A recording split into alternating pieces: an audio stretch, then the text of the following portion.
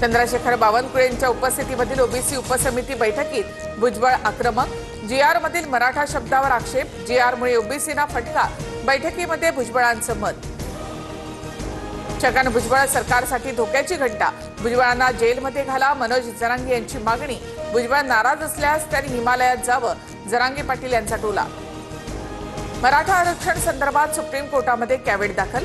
कोर्टाने काहीही निर्णय देण्यापूर्वी आमचं मत ऐकून घेण्याचा कॅव्हेटमध्ये उल्लेख। ओबीसी नेत्यांकडून जीआरच्या विरोधामध्ये कोर्टात जाण्याच्या भूमिकेनंतर मराठा समाजाची खबरदारी।